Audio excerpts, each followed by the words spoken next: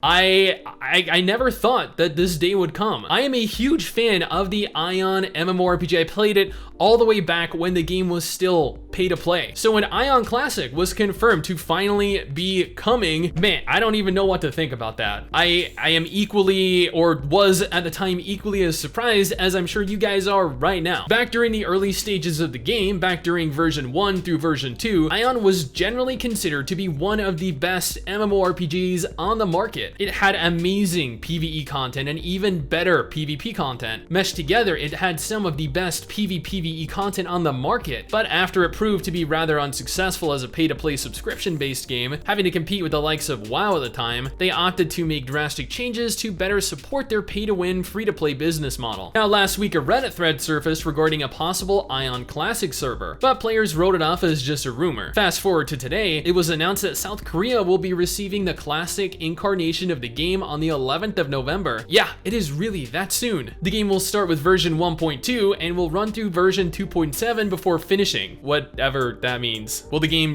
just cease to receive any content at that point and then go into maintenance mode? Will they just reset the servers after a certain point, having players begin all the way back from level 1? I think that they were honestly a little bit vague with their announcement, but I'm sure as we get closer to the release, or rather the final version, they'll have more concrete information pertaining to what to expect. Which is fine, this information just became available to us, so I'm sure they're still uncertain of the exact goal right now, and whether or not this will even be successful. My thought here is that they're going to use this to get a gauge for how successful the Classic server could potentially end up being, and then I figured they will decide based off of that information whether they think the game is worth it to continue upgrading through to version 3, or to instead limit the game at 2.7 and then just reboot the game all over again. Who knows, they might even opt to leave that version of the server up for players that achieved max level and for those players that are interested in pushing the content available at the end of 2.7. Now, the most important part of all of this is that Aion Classic is going to be a paid game once again,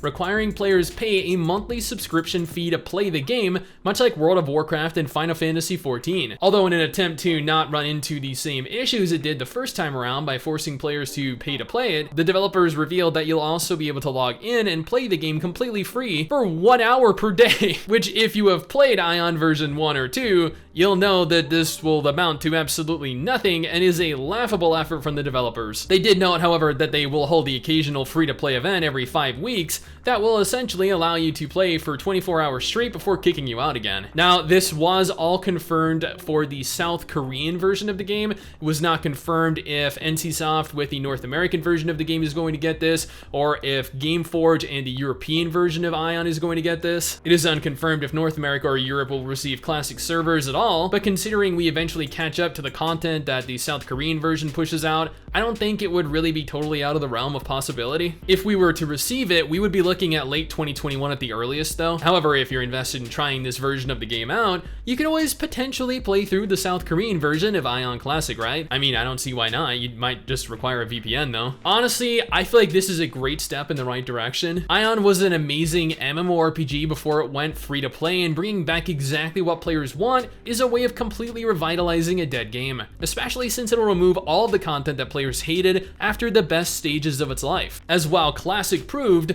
Classic servers can actually do incredibly well if handled correctly. Whether or not NCSoft are capable of doing this though is another thing altogether, as this could very well be a mere attempt at cashing in on the whole Classic MMO fad that's going on right now. Or heck, it might end up being an amazing addition to the genre, one we didn't necessarily know we wanted, but obviously definitely needed. Either way, I am incredibly excited, especially if we get this over here in the West. But anyway, that's just my opinion, my impressions of the game and its newest, well, I mean, it's not really a new game or a new announcement, but that's my opinion on the announcement of the Classic server nonetheless.